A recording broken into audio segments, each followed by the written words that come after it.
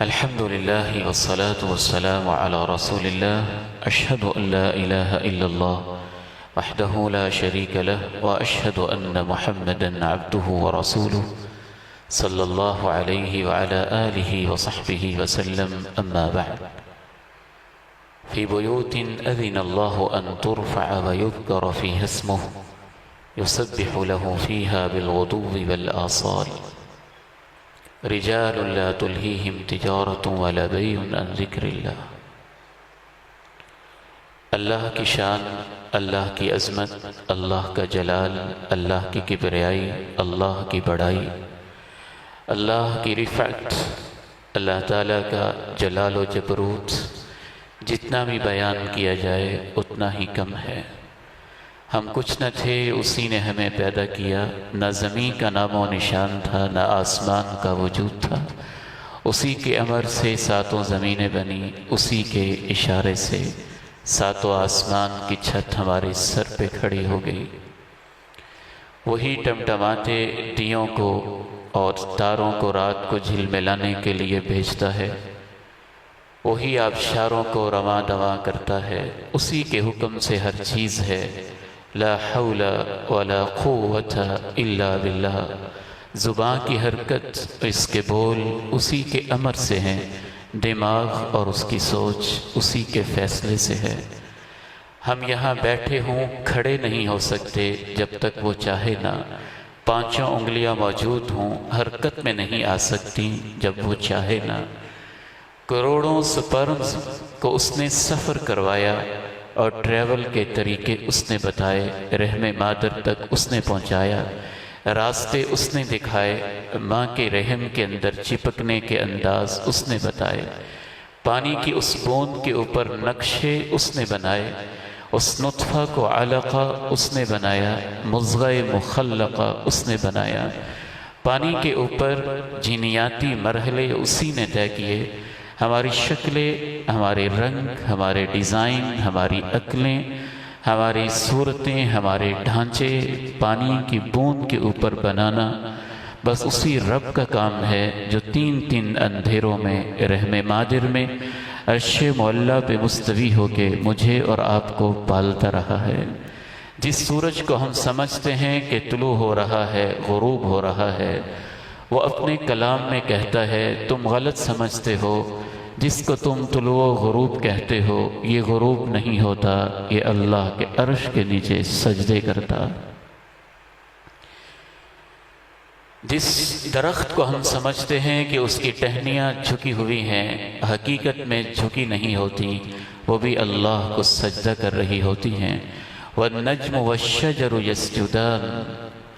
پہاڑوں کے اندر سے چشمے پھوٹنے والے چشمے حقیقت میں چشمے نہیں ہوتے، وہ ان کے آنسو ہوتے ہیں جو اللہ کی خشیت سے بہا رہے ہوتے ہیں. پوری کی پوری کائنات اسی کی تسبیح کے اندر مصروف ہے. سبح للہ ما فی السماوات وما فی الارض وان من شیء الا یسبح بحمدہ یسبح للہ ما فی السماوات وما فی الارض. آسمان و زمین کی ہر چیز اسی کی تسبیح بیان کر رہی ہے. ہم نہیں تھے تب بھی اس کی تسبیح بیان ہو رہی تھی. آج ہم ہیں، ہم جیسے بھی ہیں اب بھی اس کی تسبیح بیان ہو رہی ہے. اطت السماء وحق لها ان طئت ما من موضع اربع اصبع الا وفيه ملك ساجد لله عز وجل. ساتوں آسمانوں میں 4 انگلیوں کے برابر بھی کوئی ایسی جگہ نہیں ہے، خالی نہیں ہے جہاں کسی نہ کسی فرشتے نے اللہ کو سجدہ نہ کیا ہوا. وَنَحْنُ نُسَبِّحُ بِحَمْدِكَ وَنُقَدِّسُ لَكَ قَالَ إِنِّي أَعْلَمُ مَا لَا تَعْلَمُونَ. فرشتوں نے کہا تھا کہ اللہ تو اس انسان کو پیدا کر رہا ہے جو فساد مچائے گا اور خون بہائے گا. رب کریم نے جواب دیا تم نے اس انسان کا ایک پہلو اور ایک رنگ اور ایک سائٹ دیکھی ہے اور ایک اسپیکٹ پہ تم نے غور کیا ہے. اس کا وہ رنگ جس کے لیے میں اسے پیدا کر رہا ہوں، اس کی وہ سائٹ جس کی خاطر میں اس کی تخلیق کر رہا ہوں، تم اس سے واقف نہیں ہو. پوری کائنات کے سجدوں کے باوجود وہ رب کریم انتظار میں رہتا ہے کہ دیپال پور کے باسی، شاداب سٹی کے رہنے والے تحصیل دیپال پور سے تعلق رکھنے والے، یہ جب اپنی دکان پہ بیٹھے ہوں، یہ جب اپنے آفس میں بیٹھے ہوں، یہ جب اپنی اپنی جگہ پہ بیٹھے ہوں، یہ جب اپنی اپنی جاب کی جگہ پہ ہوں، یہ جب ملازمت کر رہے ہوں، یہ جب زمین کے اندر زمین کو بو رہے ہوں اور اپنے رزق کے اندر مصروف ہوں، یا اپنے گھر میں بیوی بچوں کے اندر مصروف ہوں، رب کائنات کی عزت کو گواہ بنا کے کہتا ہوں کہ ہر وقت فرشتے اس کی تسبیح کر رہے ہیں، زمین اس کی تسبیح میں ہے، آسمان اس کی پاکی بیان کرتا ہے، سورج چاند بھی اسی کے گن گاتے ہیں، پھول کی پتیاں بھی اسی کی تسبیح کہتی ہیں، پرندوں کو رزق ملتا ہے تو تسبیح ہی سے ملتا ہے، ویل مچھلی کو اگر ٹنوں ٹن کے حساب سے روزانہ گوشت مل جاتا ہے کھانے کے لیے تو اسی کی تسبیح کی برکت سے ملتا ہے، یہ لہلہاتے ہوئے کھیت لہلہاتے ہیں تو اسی کی تسبیح کی برکت سے ان کی زندگی بھی کا راز مضمر ہے، لیکن اس کے باوجود اسے انتظار رہتا ہے کہ ایک 5 فٹ کا میرا بندہ، ایک 4 فٹ کا میرا بندہ، ایک 6 فٹ کا میرا بندہ، چھوٹے سے قد والا، مجبوریوں کے اندر جکڑا ہوا، ماں باپ کی مجبوریوں میں، بیوی بچوں کی فرمائشوں میں، رزق کی پابندیوں میں، اور پیٹ کے جہنم اس کے ساتھ لگا ہوا، اور خواہشات کا سمندر منہ زور قسم کا اس کے ساتھ ہر وقت ایک جنگ اور کشمکش کرتا ہوا، اللہ کو انتظار یہ ہوتا ہے کہ پوری کائنات کی تسبیح ایک طرف ہے، لیکن ایک مسجد ہو، اس کو بنا لیا جائے، اسے میرا گھر کہا جائے، چاہے وہ چھپر کی بنی ہوئی ہو، سونے چاندی کا محل بھی ہو بادشاہ کا، تو رب کا گھر نہیں ہے، ایک چھپر کی بنی ہوئی مسجد ہو، ٹہنیاں اور پتے اور شاخیں اس کے اوپر ہوں، اور جب بارش ہو تو ٹپکتی ہو، تو اللہ کہتے ہیں وہ چھوٹی سی ایک کٹیا، چھوٹی سی جگہ ہو، اسے میں اپنا گھر کہوں، وہاں ایک مؤذن اذان دے، اللہ اکبر اللہ اکبر اللہ اکبر اللہ اکبر۔ دنیا کی رنگینیوں میں مصروف لوگوں، میں تمہیں یاد کروانا چاہتا ہوں تمہارا ایک رب بھی ہے جس نے تمہیں پیدا کیا ہے، جس کی طرف تم نے لوٹ کے جانا ہے۔ جیسے ہی ان کے کانوں سے یہ آواز ٹکرائے تو دکاندار اپنی دکان کو چھوڑ کے، ملازم اپنی ملازمت کو چھوڑ کے، ذمہ دارہ اپنی ذمہ داری کو چھوڑ کے، خاوند اپنی بیوی کو چھوڑ کے، باپ اپنی اولاد کو چھوڑ کے، بھائی اپنی بہن کو چھوڑ کے، سب کچھ اپنی اپنی ذمہ داریوں کو چھوڑ کے، سب سے بڑی ذمہ داری جس مقصد کے لیے میں نے انہیں تخلیق کیا ہے، وَمَا خَلَقْتُ الْجِنَّ وَالْإِنسَ إِلَّا لِيَعْبُدُونَ، پورے شعور کے ساتھ، درد دل کے ساتھ، آگہی کے ساتھ، ول پاور کے ساتھ، آزاد مرضی کے ساتھ مسجد کی طرف کشاں کشاں چلے آئیں، خرامہ خرامہ چلتے چلتے اپنے ہاتھوں کو دھوئیں، چہرے کو دھوئیں، اور میرے سامنے بڑی محبت کے ساتھ اللہ اکبر کہہ کے سینے پہ ہاتھ باندھ لیں، تسبیح پڑھیں، حمد پڑھیں، پھر یوں ہاتھوں کو سرنڈر کرتے ہوئے رفع الیدین کریں، پھر سجدے میں چلے جائیں، پھر میری عظمت کے گن گائیں۔ اور اس طرح سے جب یہ نماز پڑھتے ہیں، میں صرف یہ کہنا چاہتا ہوں میرے عزیزوں، میرے بھائیوں، میرے بیٹوں اور میرے بزرگوں، سورج کی پوری زندگی کی عبادت ایک طرف، فرشتوں کی عبادت ایک طرف، زمین آسمان کی عبادت ایک طرف، اللہ کو میرے اور آپ کے سجدے کا یہ محبت والا، یہ درد والا، یہ مجبوریوں والا، اور اس کے باوجود وقت نکال کے سجدہ کرنے والا، یہ شعور والا، اپنی آزاد مرضی والا سجدہ، یہ اللہ کو سب سے پیارا لگتا ہے، اور اللہ کو اس کا انتظار رہتا ہے، اتنا ہی انتظار رہتا ہے جتنا ایک ماں کو انتظار رہتا ہے جس کا بیٹا کہیں پردیس میں گیا ہو، یا اس بہن کو انتظار رہتا ہے جس کا بھائی کہیں فارن کنٹری میں پہنچا ہوا ہو، یا جتنا سارے رشتہ داروں کو انتظار ہوتا ہے پردیس سے آنے والے کا، اس سے بھی زیادہ رب کریم کو انتظار ہوتا ہے اپنے بندے کے آنے کا۔ اور جیسے وہ خوش ہو جاتے ہیں کہ میرا رشتہ دار آ گیا ہے، اللہ خوش ہو جاتا ہے کہ میرا بندہ میری مسجد میں مجھے سجدہ کرنے آ گیا ہے۔ آخری 2-3 منٹ میں اپنی بات کو سمیٹوں گا، اسی لیے مسجد کو مسجد کہا جاتا ہے، یہ سجدے کی جگہ ہے، یہاں وہ سب سے بڑی حقیقت اس کا اظہار ہوتا ہے جس کا اللہ کو انتظار ہے۔ مسجد سجدہ کرنے کی جگہ، اور سجدہ اللہ کو اتنا پیارا لگتا ہے جس دن اللہ سب سے زیادہ ناراض ہوں گے۔ انبیاء بھی اللہ کے سامنے جاتے ہوئے شرماتے ہوں گے، خوف محسوس کرتے ہوں گے کہ اللہ میں کیسے جاؤں، مجھے فلاں خطا یاد آ رہی ہے، مجھے فلاں بھول یاد آ رہی ہے۔ اس میدان محشر میں میرے اور آپ کے پیارے نبی فداہ ابی و امی، میرے ماں باپ ان پہ قربان جائیں، صلوات اللہ و تسلیمہ علیہ، ان پہ صلاۃ و سلام ہمیشہ نازل ہوتا رہے۔ میرے پیارے نبی میدان محشر میں بھی اللہ کے عرش کے نیچے بس سجدہ کریں گے، سجدہ کرنے کی دیر ہوگی تو حکم ہوگا ارفع رأسک سل توتا، تیرا سجدہ اور تیری سفارش مجھے منظور ہے، اے میرے محبوب اب تو سر اٹھا، تو مانگتا چلا جا اور میں دیتا چلا جاؤں گا۔ تو یہ مسجد سجدوں کے لیے ہے، اور شاداب سٹی کے میرے جو نوجوان بیٹے یہاں بیٹھے ہیں اور بھائی بیٹھے ہیں، یہ آپ کے سجدوں کے لیے۔ ہم تو مہمان ہیں، حضرت شیخ مہمان ہیں، باقی سارے مہمان ہیں۔ شاداب سٹی کے جتنے ساتھی بیٹھے ہیں نا، وہ آج کے بعد اپنے ہمسایوں کو، دوستوں کو کہیں گے اللہ اکبر، آواز آ رہی، چلتے ہیں۔ مسجد بنانے والوں نے مسجد بنا دی، اللہ کو سجدہ کرتے، رب کریم نے بلایا۔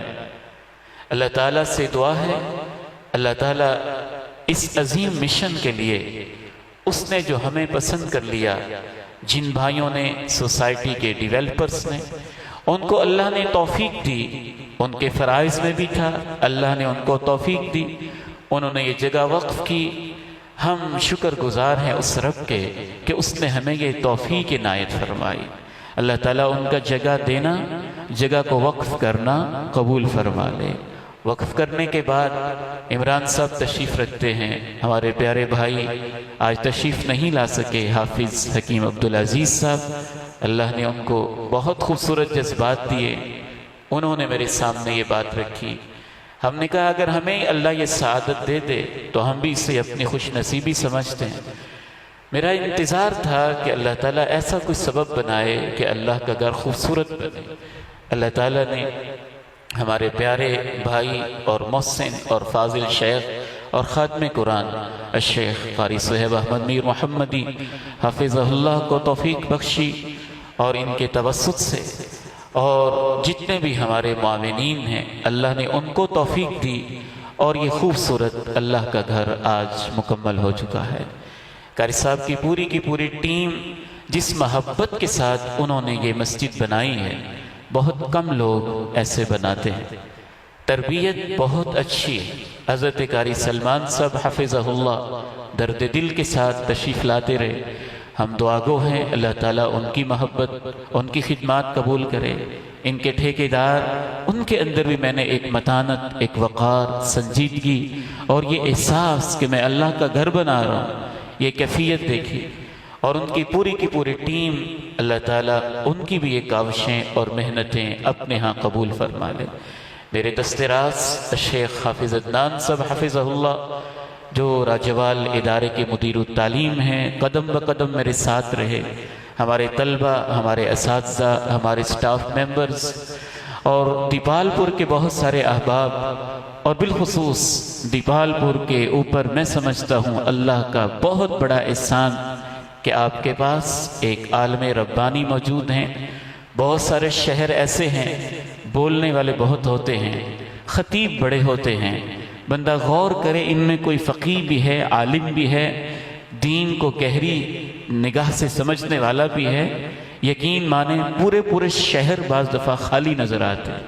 آپ پہ اللہ کا فضل ہے کہ ہم نے جب نگاہ دوڑائی کہ اس کی سرپرستی کس ادارے کو دی جائے، تو آپ کے شہر میں ہمیں حدیث کی خدمت کرنے والے اور ایک عرصے سے حدیث پڑھانے والے پیارے بھائی اور فاضل شیخ الحدیث ابو محمد ادریس الاسری حفظہ اللہ، ان کی شخصیت پہ ہماری نگاہ ٹکی اور ٹھہری۔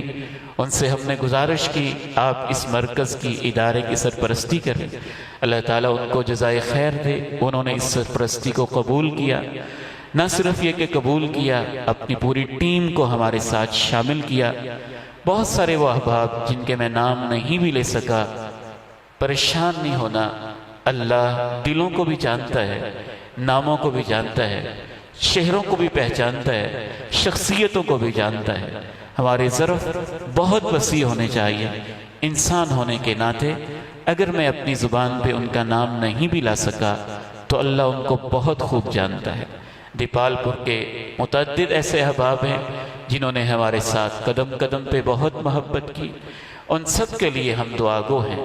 جس نے جس لمحے، جس طرح، جس کیفیت میں جتنا بھی حصہ ڈالا ہے، اللہ تعالیٰ اپنی طرف سے اس میں بہت اضافہ فرمائے، اور اضافہ فرما کے اس کے تھوڑے سے حصے کو اللہ تعالیٰ پہاڑ کے برابر کرتے۔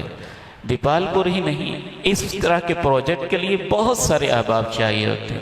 حجرہ شاہ مقیم سے ہمارے وقاص بھائی، ان کی محبت قدم قدم پہ پہلے دن سے ہمارے ساتھ شامل رہی، اور بہت سارے ساتھی جن کے نام اس وقت میرے ذہن کی سکرین پہ نہیں آ رہے، لیکن میں ان کے لیے خلوص دل سے دعا گو ہوں۔ اللہ تعالیٰ ان سب کو اجر عظیم عطا فرمائے، ان کی محنتیں، ان کی محبتیں، ان کی کاوشیں قبول فرمائے۔